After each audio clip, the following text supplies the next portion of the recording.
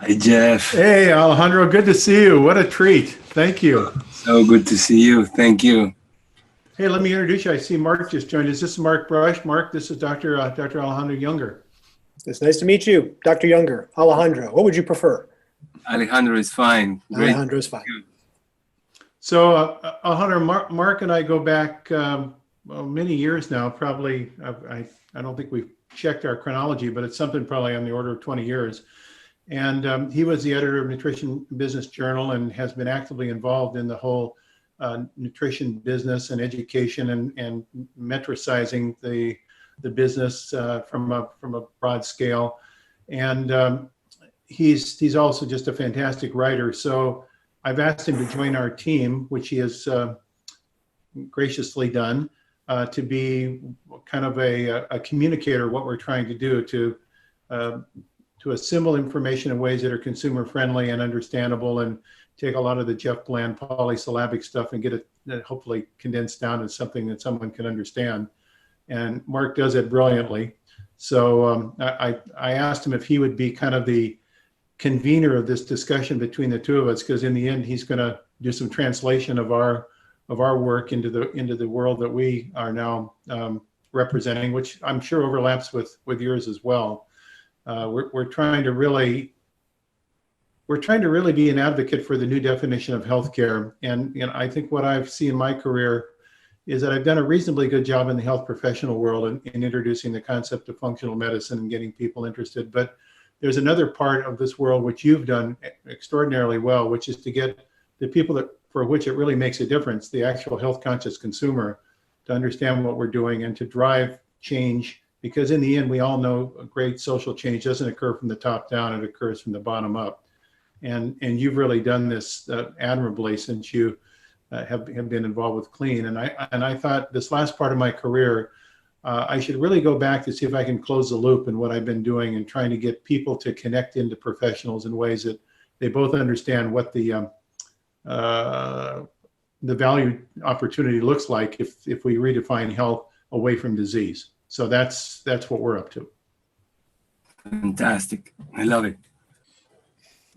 So Mark, you want to go? Well, super quick. I don't want to waste this time sort of plotting and planning what to do with this, and maybe I should take it offline with Vincent. But as far as I know, we have a nice conversation. And are we recording? We're recording. Okay, good.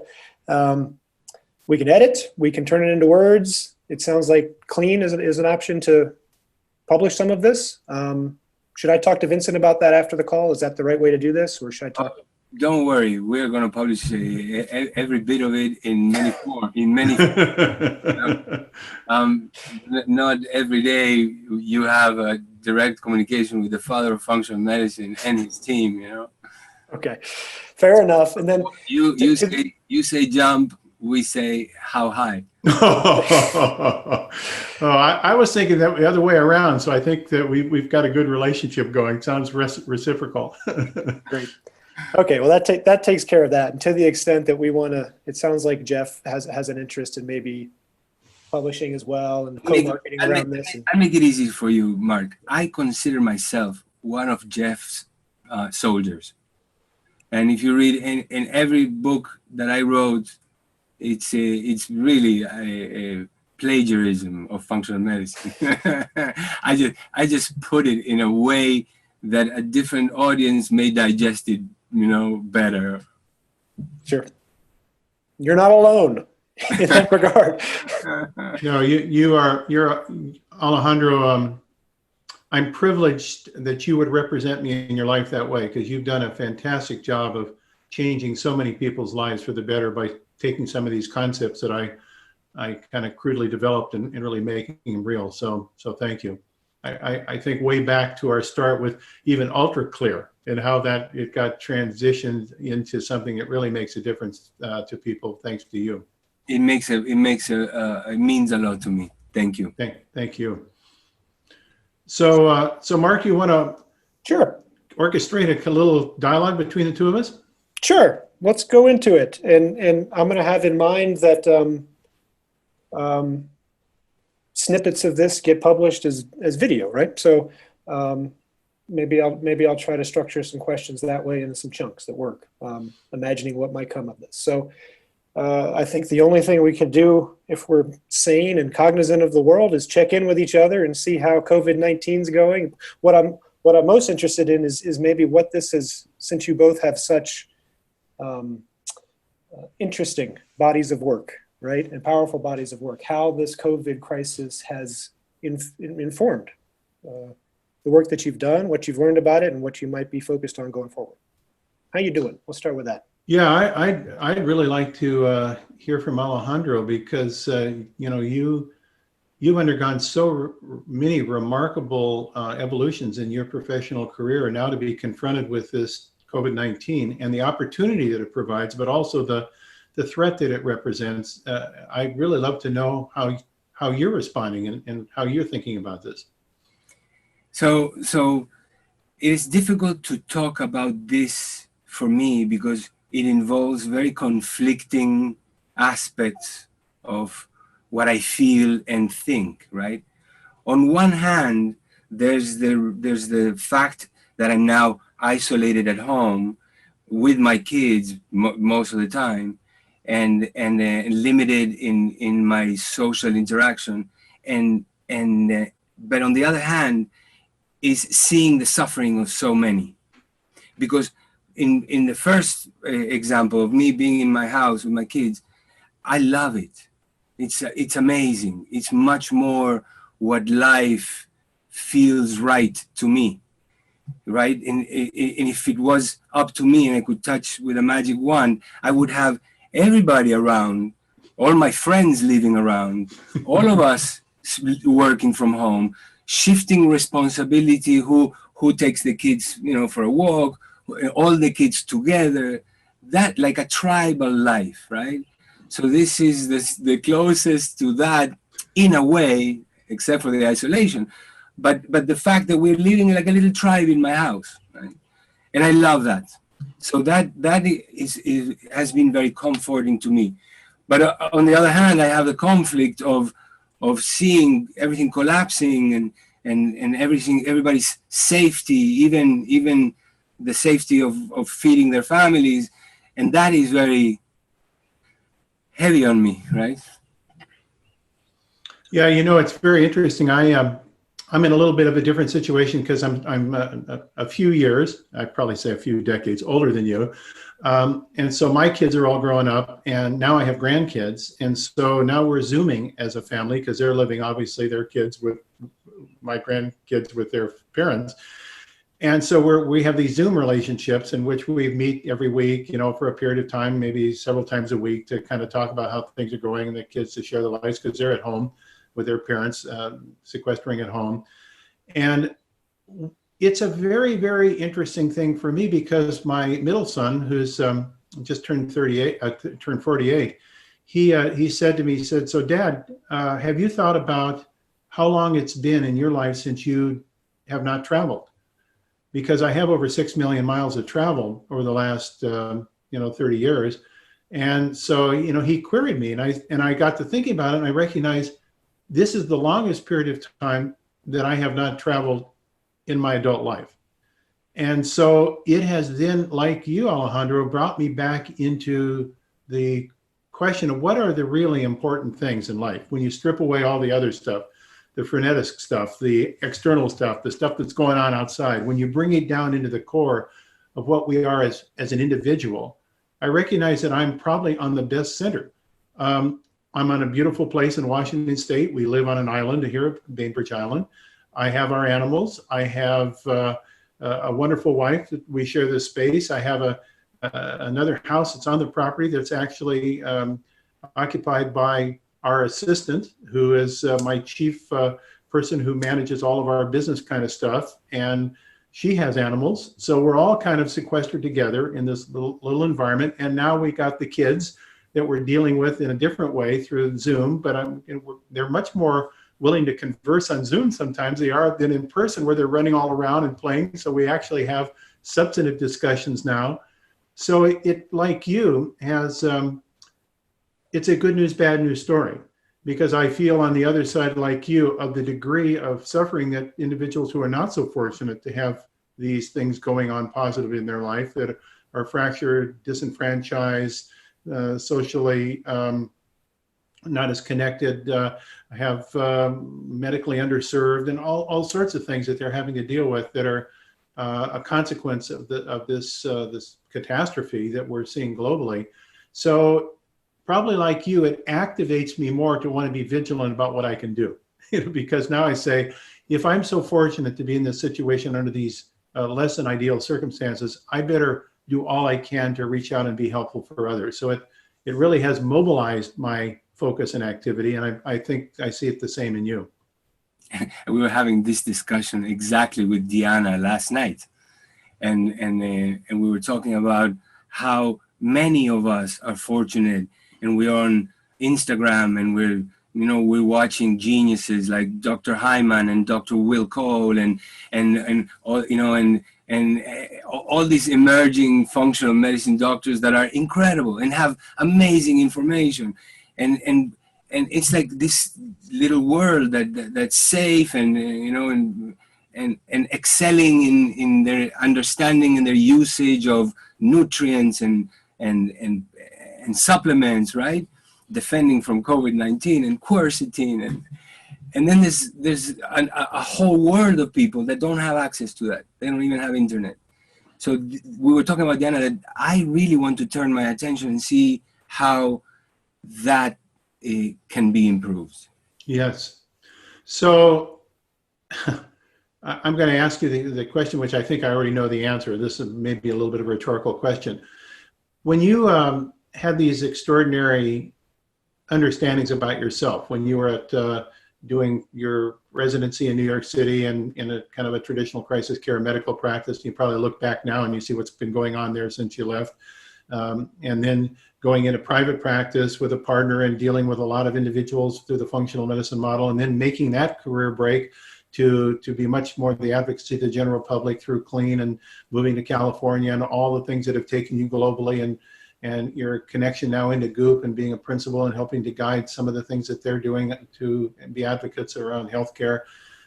What's the thread of continuity that ties that all together for you? How do you see your life in terms of this journey that you've been on, which is certainly not linear, but it has a very strong purpose associated with it? It's not linear in a fundamental way, which is, it's not really me making a plan and achieving certain goals according to my plan. My intense search is more vertical. I want to understand states of being. I want to learn how to become fully present. You may call it enlightened or whatever it is that the language of the system of thought that describes these things, the states of being, right?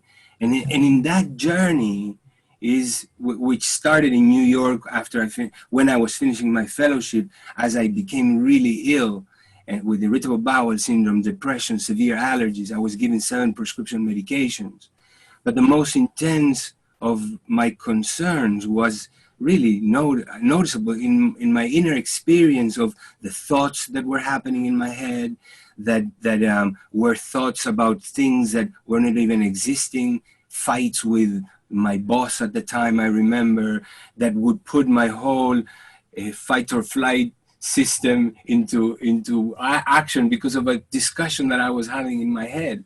And so that is when I came to the realization that thoughts were just automatic. The most people are constantly living with their attention fully absorbed in their thoughts or identified with their thoughts. And that's when I heard and read about meditation and really wanted to delve into that. And my objective at the beginning was just to calm down my mind. But then as I moved to a monastery in India after my fellowship in cardiology, and I started really getting into not only meditation, but also, the philosophies of Kashmir Shaivism and Hinduism, and I started really learning about all these masters that were enlightened, and I started understanding that Jesus Christ was one of them. And then, so when Jesus Christ was told, we read that he made the cripple walk and the blind see. That was not really metaphorical or allegorical or poetical. This was actually things that were apparently defying the laws of nature that as we understand it, or physics or science, right? And so in that journey of an inner journey of understanding or working my way through meditation techniques or whatever into that state, right, is that life kept happening to me.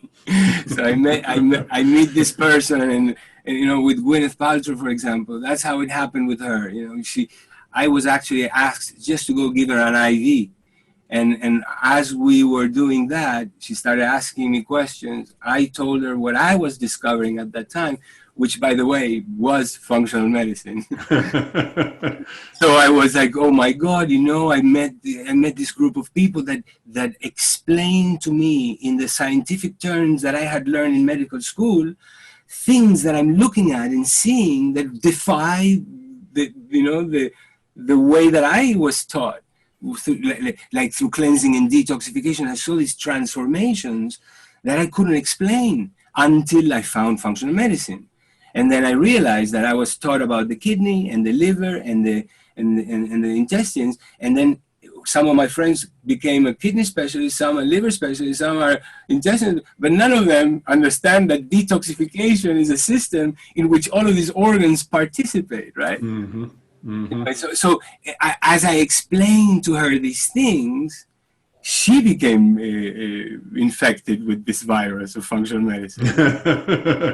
So she started learning, and and then she wanted to share. And so this is how things happen to me. They just happen to me.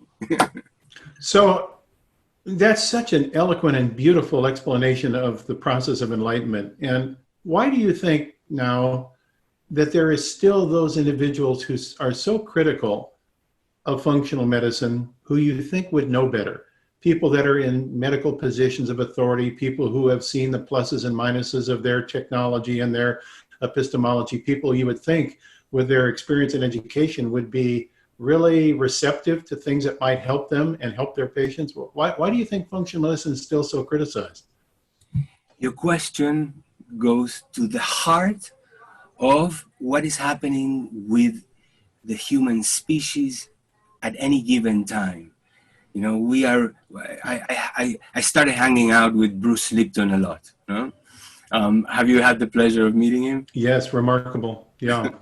So he taught me about programming, but and I had heard the idea before, but the way that Bruce explained it to me, it just really made me understand that at any given time there's programs, right?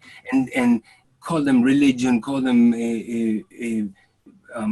political ideologies or whatever it is, but the mixture of which really creates a filter through which most of humanity sees reality. Because it's as Michael Beckwith says, reality is not what we see, or he put it in such a beautiful way. Basically, it's that your ideology is the filter through which you see what you think is reality, right? And this translates or manifests in every activity. I'm highly criticized, and as you are, and anybody else that talks about detoxification, by some of these world experts that come and say, no, this is, the body already knows what to do, and this is all quackery, right? But at the same time, we do that with other ideologies, and with, the way I understand it really is this. Functional medicine is an enlightened way of operating, a more enlightened way of operating than what Newtonian Cartesian science dictates that Western allopathic medicine should be, right? And there's a resistance, just like there was a resistance to admitting or understanding that the world was round, or that the earth goes around the sun. It's all these shifts of consciousness which depend on the state that each individual is at, which, if you calculate it as a mean, is not very awoke at the time. Mm-hmm. Yeah, thank you. So I'd like to take up the detoxification concept with you for a moment. I want to go back to the 1930s and the head of pathology at New York Hospital, Armand Quick. Probably not a person whose name is on the top of mind of most individuals, but it's historically very interesting when we start talking about enlightenment and open-mindedness. So Dr. Quick, being a pathologist, was involved with consults with many patients that had very serious illness, often terminal illnesses.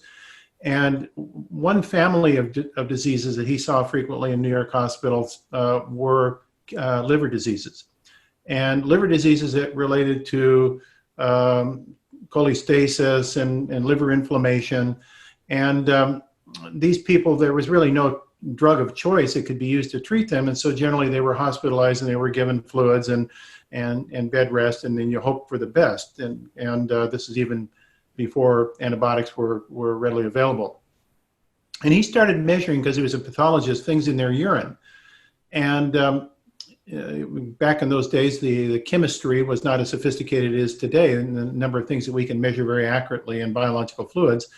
But there were chemistry tests that could be used for measuring different kinds of chemicals. And what he thought he saw in these individuals that had these liver illnesses was that there was some uniqueness in their liver detoxification profile. The way they were spilling things into their urine seemed to indicate that their liver was not processing things very effectively. And so he then said, well, maybe they have what the Chinese medicine would call congested liver. In his parlance, it would probably be some kind of liver inflammation. And so maybe what I need to do is to find a way to give these people something that would facilitate an improvement in their liver function. And so he started looking around, and he eventually found that there was an amino acid, the simplest amino acid of all, glycine. And the reason it's the simplest is it doesn't have a lot of complex chemistry. It's just a very simple molecule. And he knew that glycine, from work that had been done previously, when administered to animals, would change the way that the liver processed substances.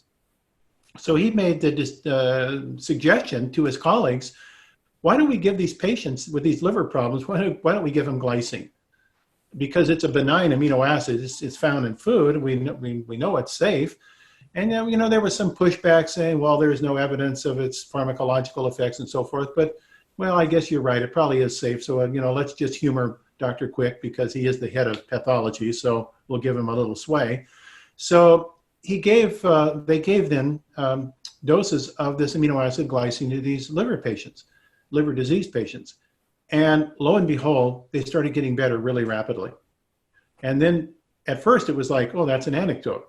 Any kind of observation we make that's new at first is, people will push back and say, well, that was just like coincidence. But if you keep doing it and you get the same response, that's where kind of science kicks in. You start saying, whoa, maybe there's something reproducible here that's really, it's not just a mystery, we can explain it. So they started looking at this in much more detail. And then over the course of several years, he compiled many, many case histories. I don't recall if it was hundreds or nearly 100, but enough that you could then compile them into a case history and publication. So he started publishing this in the medical literature. And these papers still reside, obviously, in the lexicon of medicine. And it became the first example of giving an exogenous substance that was nutritionally related to facilitate improved liver detoxification and the clearance of liver injury so that then inflammation went down and the liver healed and the people were discharged from the hospital more rapidly. And I find that these kinds of things sit in our own medical literature and they are either forgotten or not brought up. And when you bring them up, people who are critical will say, well, I don't know about that. I don't know about Armand Quick.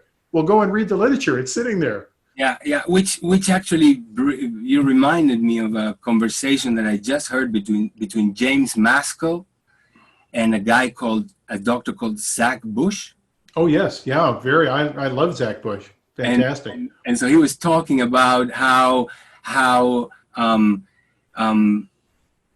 the virus, right? This genetic information is getting in through the ACE receptors on the membranes of the respiratory mucosa, right? And how this particulate matter is carrying cyanide, right? And it's allowing the cyanide to affect us, which it already exists in the air. It's allowing it to affect us, and therefore it's not the viral infection that is killing people. It's the cyanide poisoning, and that's why they present with hypoxia and liver failure, and they're blue, but they're not their lungs are clear until later, when the lungs starts filling up with fluid, and then they're intubated. And wouldn't it be interesting to treat them with hydroxycobalamin and what are the other two that are in the cyanide kit? Yeah, exactly right. So cyanocobalamin. Yeah, not cyanocobalamin, hydroxy, which is part of the treatment of acute cyanide. Exactly. Toxicity. Yeah. And to my knowledge, nobody has tried this yet. Have you heard of anything? Yeah, there are some people that are now using intramuscular injections of hydroxycobalamin in COVID patients. So I think the jury is still out, but I think what you said there is profoundly important. I think that there are still people, maybe a majority of people, who feel that COVID-19 is the disease. COVID-19 is not the disease. The disease is a result of the individual's interaction with COVID-19, which is variable. That's why we're getting this extraordinary difference of different ways this disease is displayed. It's not just one presentation. The docs that are in the front lines of this recognize, wow, this is so remarkable. Patients have all these different symptoms and these different signs, and it's not like one condition like you can just put in a textbook and say, if the person has this, you know they have COVID. There are all these different kinds of variations on a theme. And the reason is that the virus may stay the same, but the person's response to the virus based upon their pre-existing sensitivity and resilience can vary tremendously based upon. And so then we start to have this kind of discrimination that's going on that just aggravates me so much. This pseudo-ethnic xenophobia, in which we're saying, well, it's people that have specific genotypes. They can be black or brown skin. They have specific genotypes, and they're the ones that do very poorly. It has nothing to do with the color of their skin. It has to do with their socioeconomic and medical situation. Their imposed lifestyle. That's right, exactly. So COVID-19 is a lifestyle disease. And when I first wrote that article that appeared in Medium a couple of months ago, in which I said, is COVID-19 the quintessential lifestyle disease? At first, people really pushed back, and they said, no, hold it, it's a viral disease. And I said, yes, it is a virally induced vector-related disease, but it relates to how that person's lifestyle has been as a precedent to the exposure. And if you don't take that into account, then you miss the real important lesson, because the virus is going to be out there. What's going to happen to the individual depends upon their own status. And we shouldn't just say well, you have bad genes. It's not bad genes. It's the inactivity of the genes to be mobilized in resilience to the virus. Yeah. And that's a lifestyle-related issue. Yeah. And that's and I also love the idea of the problem is that nature is somehow counteracting pressure, right? And the idea that this pressure that nature is counteracting is actually man created because of the thousands of acres of land that has lost biodiversity because of our activity, which in turn affects, everybody thought things about the microbiome these days as the bacteria and maybe even the fungus in your gut, right? But the truth is that the whole planet is a soup of microorganisms. And Well, yes, the microbiome is part of the macrobiome, right? Right, but the The macrobiome, macrobiome is what really creates this environment. That's right. yes. So we have to take care of the flora and make it biodiverse, not only inside our gut, but everywhere, because the microflora or the intestinal flora really is a reflection of your environment. You cannot live in a toxic, sterile environment and have a healthy intestinal flora, even if you take probiotics. Yeah. I totally agree. And what you're now really talking about is what represents really my advocacy at this portion of my professional life, my career, is to kind of really get people to understand, if we want to talk about functional medicine or functional health, we need to go deeper in the understanding of how it fits into the matrix of the planet as a spaceship Earth. We need to go back to the 1970 convention.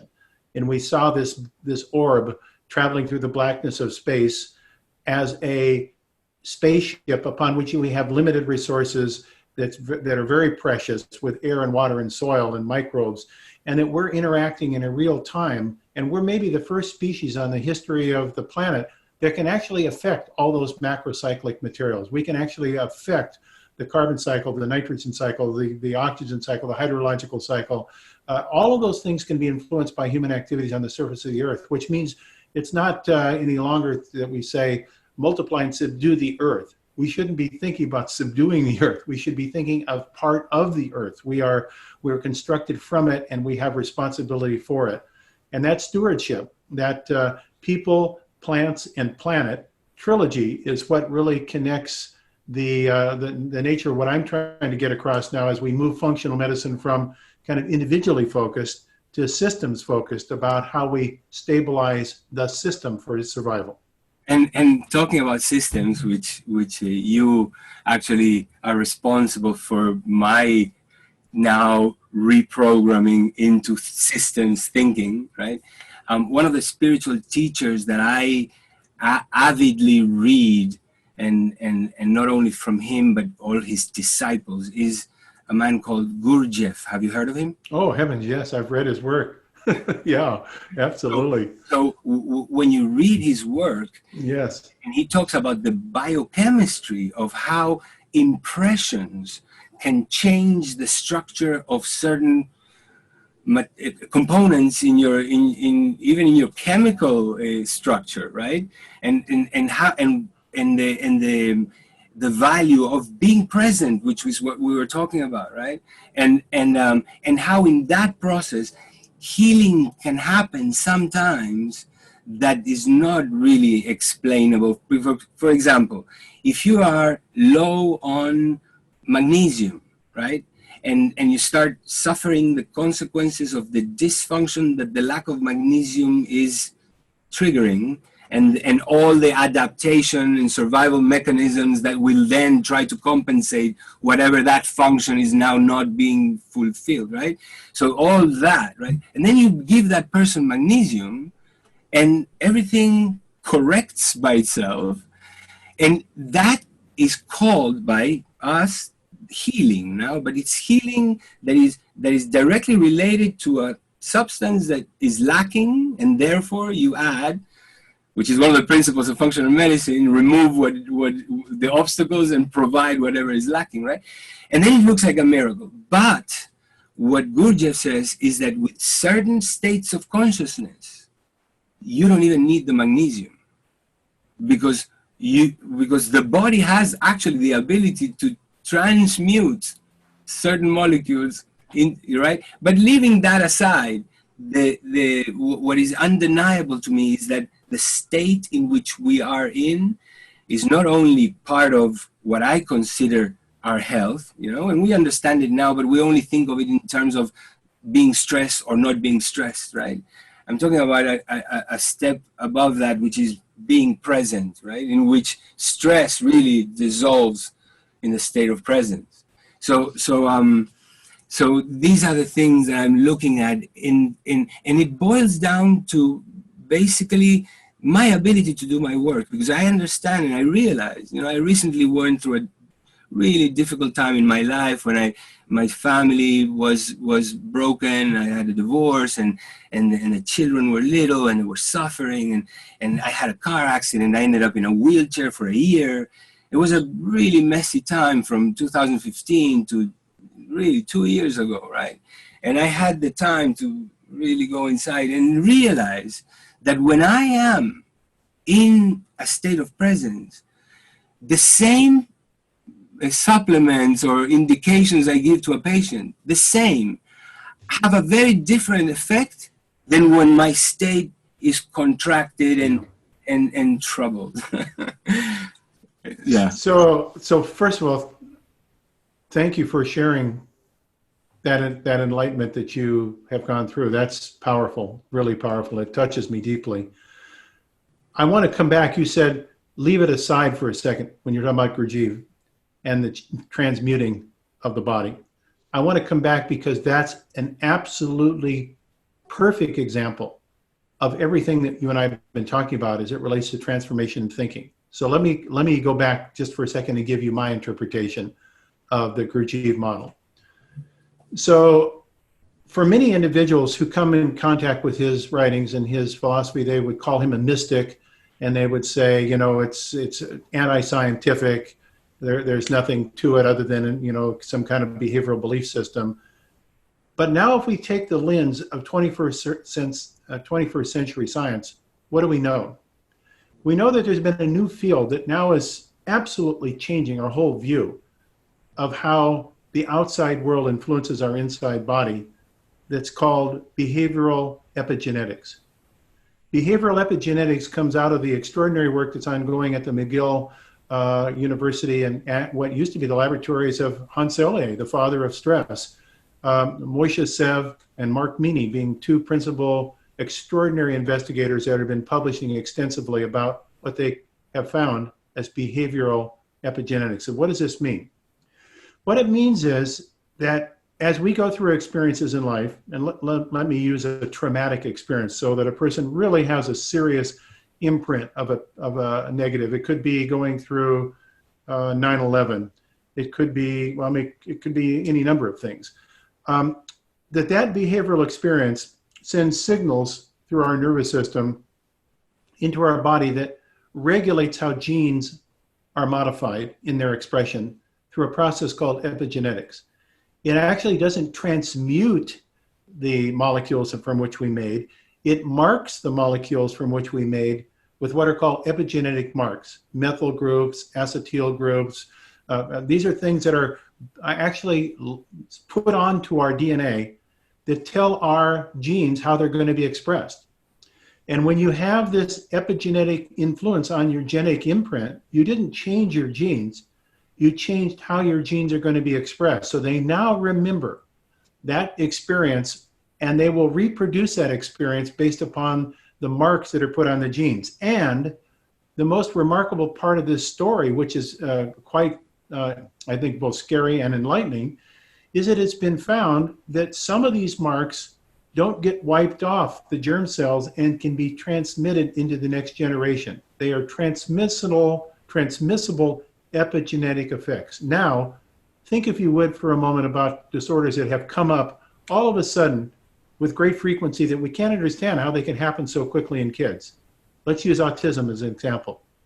What is it in our environment, in our cultural lifestyle, in the pressures that we're under, in the exposure to chemicals that might in fact influence our genes in the embryonic state in such a way as to mark them so that it changes developmental patterns? So there's an epigenomic change in the way. It didn't actually create a mutation. It didn't injure the genes in and themselves. It just regulates how they're going to be expressed as that nervous system develops in the infant. And for all purposes, for that person, it's the same as if it would have caused the mutation. That's right. The good news, however, to this somewhat bad news story, is that those things that can be put on, it's being found now, can be taken off. That's the good news. And the real challenge for our next development of healthcare, I'm not even going to say medicine, I'm going to say healthcare, is to find what are the most effective therapies. Probably not drugs. that will allow those marks that have been put on there that lock us into an inflammatory profile, or lock us into an alarm response, or lock us into fear or anxiety. How can we wipe those off? What will it take? And many of those things will not be medicines. They will be experiences that we go through, the ayahuasca experience maybe. The kind of things that... A shift in consciousness, right? That's right, exactly right. Because if it's a strong enough effector, it can repattern our epigenome in such a way as to re-regulate our behavior, our outlook, our lens. Since we are opening up, I'm going to tell you something, and now I believe you won't think I'm completely crazy. Right? But I truly believe, and it has been my witnessing in many, many situations, that certain people are in a certain state that can erase those markers on others. Yeah, I think that's true. These are the great healers, right? They're the great healers. Yes. But they have a special talent. But the thing is, we all have that possible ability, and it depends on each one of us state of being. And maybe it's not, I mean, it is not a black or white, you have it or not have it. We have it in varying degrees depending on what our state is, our current state, you know, and it changes minute to minute, right? Yeah. So we all have that ability to, I mean, we all know that sometimes we love hanging out with certain people because you just feel good afterwards. And then, without even knowing it, just by being present for whatever experiences they went through, and maybe they're not conscious about, you know, the whole state of being thing, but they are in a state that allows these things to be cleared, but for other people too. Yeah, I think you're really talking about what the truth of medicine is all about. If medicine is directed to the healing process, if that's what it's all about, then we need to increase the slit width of the things that really affect healing. Well, and these are really important. One of the things that you guys are doing through, you know, and I know this through James because he was recently in India with me, and we went there to the International Yoga Festival, and there was a conglomeration of enlightened beings or men that are considered enlightened and have followers. You know, one of them is called Muji. I don't know if you heard of him. Oh yeah. Mm-hmm. He's talked about, he's talked as the Black Jesus. He's a Jamaican guy. He lives in Portugal. He has a big following. Then there's another one called Pujya Swamiji, who has a big following in all over the world, but his main ashram is in India, in Rishikesh. There's another one called Anand Mehrotra. Really interesting people. And James was telling me about the new venture into group sessions and group consultations, right? And I think that is not only genius from a financial point of view, because, you know, in one consultation and maybe X amount of dollar, it's 5 families can but I think that this, what we were talking about, can start happening too. Because it just happens that people that are going through certain diseases or health problems and then clear them, they can also help others clear them too. Yes. Yeah, because they absolutely. Because think about it, the whole person, you can think of it as a ball of energy that has now overcome that, and by resonance can guide others to, you know what I mean? Well, this is so amazing. We didn't practice ahead of time. This is all spontaneous, but I'm going to hold up a paper here that was just published, and I don't know if you can read the title. I'll read it to you. Phenome-wide investigation of health outcomes associated with genetic predisposition to loneliness. This is a study done on the 23andMe database of millions of people who have had their genes measured and have talked about their lives in some questionnaires. And what they're trying to look for is, are people who have a sense of loneliness, does it map against their clinical symptoms, and does it have anything to do with their genetic architecture? And what they find is that loneliness is a central feature of all sorts of disease entities. and it is connected into different kinds of genetic architecture. So this concept of being with people, having support, group visits, group communication, being part of a club, part of a tribe, part of people you feel safe with, is a healing force that brings out the best in your genes. Yeah. So it's yeah. And I believe that the reason why, in a way, or a big part of it, is because that is more aligned with nature. If we were thousands of years ago living as other animals in the wild, we would believe we were living in communities and we were sharing all these kind of things. It was different. It was more like what I talked about at the beginning, where I'm living with my kids in my house and sharing the kids with all my friends living around me. That was what was really like it hundreds and thousands of years ago, or whatever, or however long it is that we've been here. And one of the things that I think always is this: if we want to learn how giraffes eat, you go and you spy on them in their natural environment, right? So you know exactly what they eat and in the different seasons. But we don't have any humans living as nature designed us to live anymore, to go spy on, so that then we know what it is that nature designed us to do. So then when we stumble upon these things, and then we even find a scientific explanation like that paper that you just showed me, whoa, but it's just in a way kind of common sense when you start thinking in the way that nature thinks, right? Well, you've just taken in this conversation right to what 2 years ago caught me and hasn't now released me. It's holding on to me. I happen by coincidence, I'm not sure any longer as I grow to be 74 years of age that there are coincidences. We call them coincidences, but I'm not sure they really are. They are kind of conducted experiences that are higher probable that we meet people because we're hanging out in certain areas. So what happened was I met this gentleman in China. I was up in Harbin, China, which is the northernmost big city in China near the North Korean and Russian border. About 24 million people live there. And we got talking, and we're taking the bullet train from Harbin to Shanghai, which is a long trip. It's 2,300 miles and zooming 250 miles an hour silently, and we're having a lot of chance to talk. And I asked him a question about something that I'd been studying that had been a major food crop in traditional Himalayan region of China, the northern region and the mountainous regions. And it struck my fashion as a very interesting example of a food crop that seemed to be related to long health and longevity, so the kind of Dan Buettner blue zone portions of the world where people didn't have a lot of medicine, but they were living long and really healthy. And so I said to my colleague who was Chinese, that was on the train with me, I said, so do you know anything about this Himalayan Tartary buckwheat? And he just stopped. It was like time froze for a moment. And he looked at me, he says, you got to be kidding me. I said, no. I said, well, why do you say that? He said, you're the first person in the United States I have ever spoken to that even knows what Himalayan Tartary buckwheat is. How did you come onto that?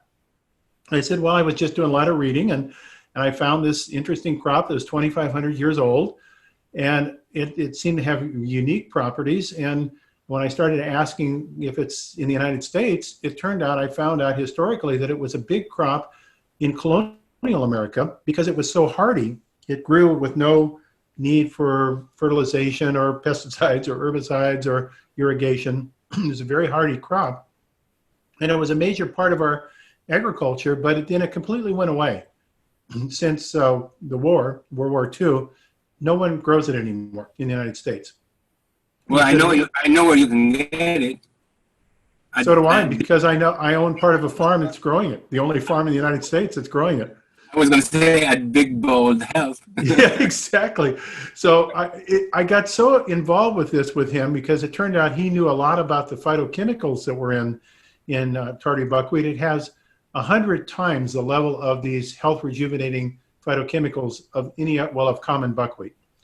And so we got very deeply involved with this over the last couple of years. And now, as I mentioned, I'm a partner in a farm in New York, and we're going to hopefully expand our acreage to 10,000 acres is our hope over the next 3 years.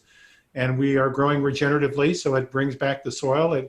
gives a healthy living, hopefully, for small farmers who want to grow an interesting crop. And it's connecting the people to the planet, to the plants, is what we're trying to do. So it's a way of systems thinking about health in preservation of the planet, the soil, the individual, and the ecosystem.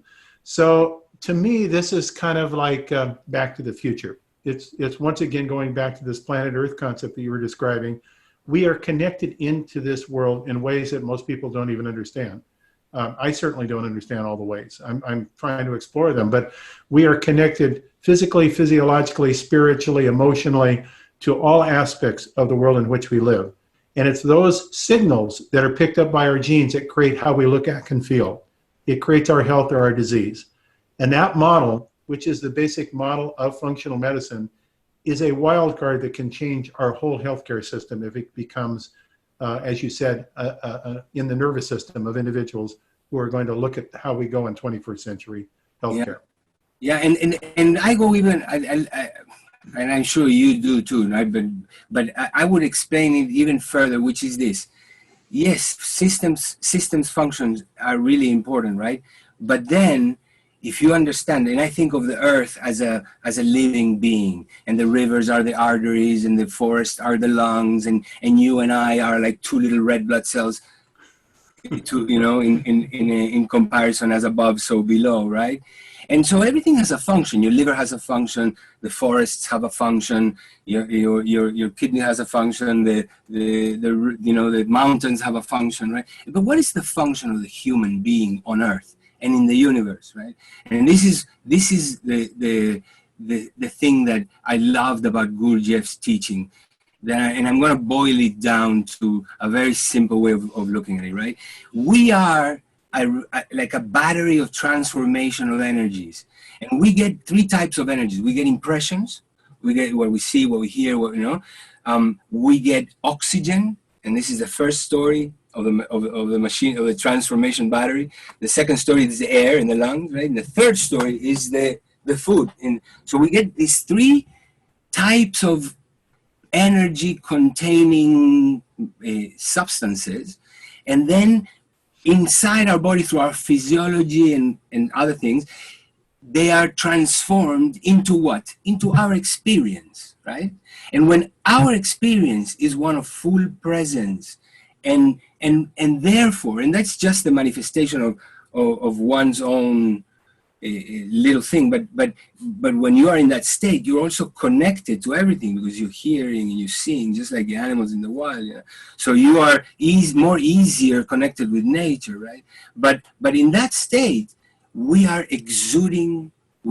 Our experience is like a kind of oxygen, right? And that's why we always talk about when somebody's at peace, how everybody feels around it, and they go around and they give this love, right? That the earth, the universe needs as a kind of substance in the functioning of this orchestra of not only molecules, but also other energies that we still don't measure or understand, right? Yeah.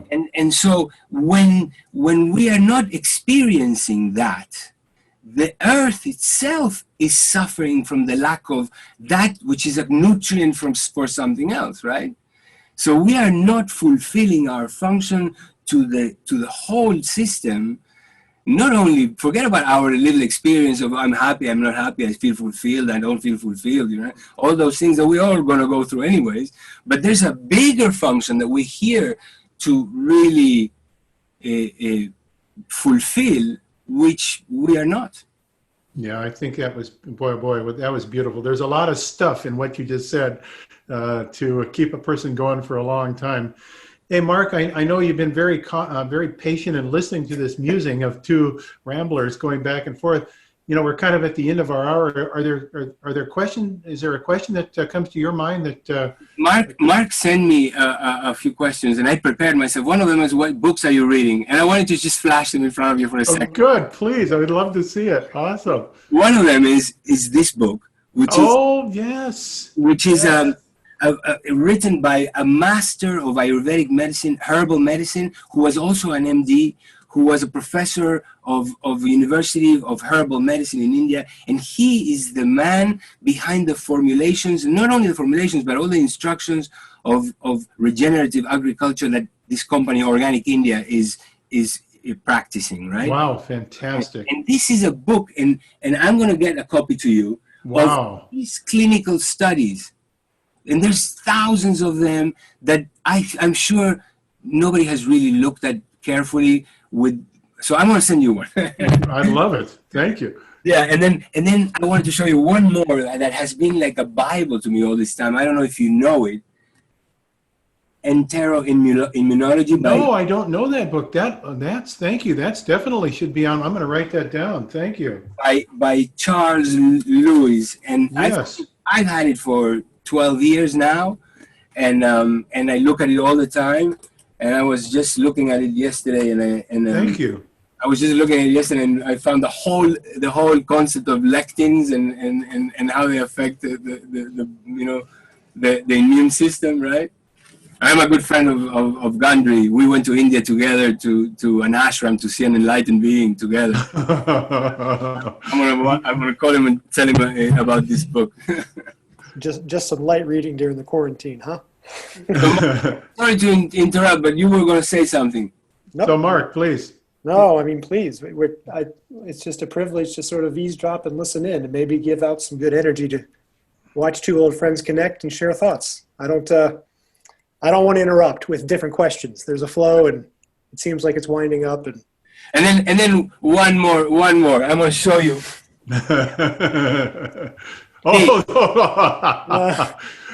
my word! Look at that. Jeez. An encyclopedia that is written by Maurice Nicole, which was one of the students of Gurdjieff. He was a psychiatrist. Oh wow! So he wrote an encyclopedia of how the psyche and the emotions are. Well, look at the other name on there, Ouspensky. Yes. There is another really interesting, really mystic, deep thinker, philosopher. So Maurice Nicole was a psychiatrist. Gurdjieff attracted all kinds of really interesting people, just like you. You know, all these geniuses come to you because you vibrate in the same frequency. And Gurdjieff used to do the same thing with not in functional medicine, but in the personal development, right? So Ouspensky came to him as a student, and then became the writer of his teachings, for which he's best known, In Search of the Miraculous, right? Yes. Mm-hmm. And then this guy, Maurice Nicole, this is the psychological commentaries on the teachings of Gurdjieff and Ouspensky. Oh, wow. How many volumes is that? So it's 1, 2, 3, 4, 6 volumes. Some light reading. Oh, boy. You're hunkered down. But it's the most amazing map to understanding. It's like the functional medicine of psychology, you know? Well, I'm so glad that you're sheltered in place, so you got plenty of time to read. That's exciting. Oh boy. Well, I know we've eaten up our hour, and I can't tell you, this has been so fun and so great just to reconnect, and you're an inspiration. So thank you, Alejandro, so much. You are my teacher. Thank you so much. Well, let's get some of this information out wide, because it infects people with a spirit of hope, and that's I think what we're all up to. Yes. And it's what we can do right now, right? Yeah. Exactly. Yes. And then I don't know if who's going to be listening, but for those who are listening that are looking for answers in this conversation, the simplest things and the most important things that are now actually even proven by science are free. Go for a walk. Go outside in the air, expose yourself to the sun, have fun with your family, have a good sleep, right? There's a good recipe. That's a good prescription pad right there. Okay, thanks a million. Be well, and we'll do all we can to continue to push forward here and create goodness. Such a good time to spend time with you. Bye-bye. Bye, Mark. Thank you for everything. I'm glad it came together. Bye.